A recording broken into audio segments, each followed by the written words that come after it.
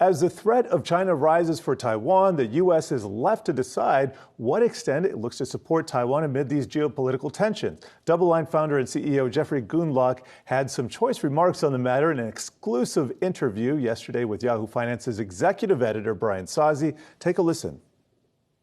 We have not been very good at articulating a stance on Taiwan, except off the cuff, President Biden has said we're going to defend Taiwan. I don't think we have the ability to do that. Where are we going to get the money from? We don't have any money. And for more on all of this, we have Yahoo Finance's Rick Newman. Rick, where are we going to get the money?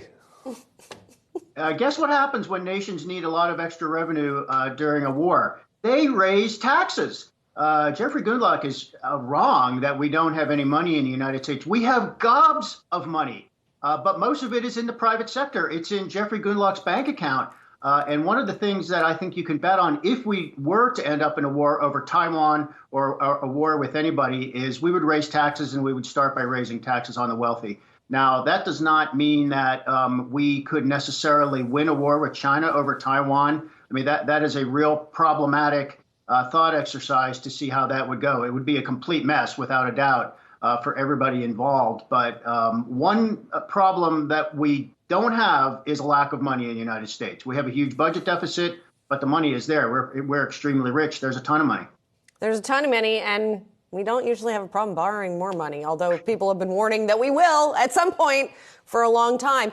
He also talked about the implications of the Ukraine war for a potential Taiwan conflict, not just in terms of running out of money, but in terms of weapons that we're sending over there, depleting our reserves. I mean, do we have a dearth of tanks now because we're sending them to Ukraine?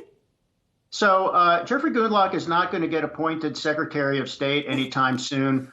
He made some good insights, but I think he's also completely overlooking a couple of things. For one thing, we are getting something for the money that we are providing Ukraine and for the weapons we are providing Ukraine. Guess what we're getting for our investment there? We're getting the rapid degradation and perhaps near complete degradation of the conventional Russian military.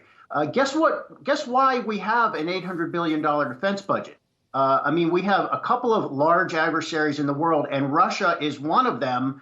And for I think we've committed something like $100 billion to Ukraine so far. A lot of that is future spending that has not gone over there. Guess what that $800 billion in defense funding per year is for? It is for countering Russia and China and some other countries in the United States. So guess what? Ukraine is fighting this war for us. All we have to do is send weapons and some money, which we have. That is why that funding and why those weapons are there. So I think that is actually a terrific investment by the United States that is yielding much higher return than if we were not giving the money. Well, you're my personal nominee for Secretary of State, Rick Newman. I don't want it. Thanks for breaking that all down for us, putting things in perspective.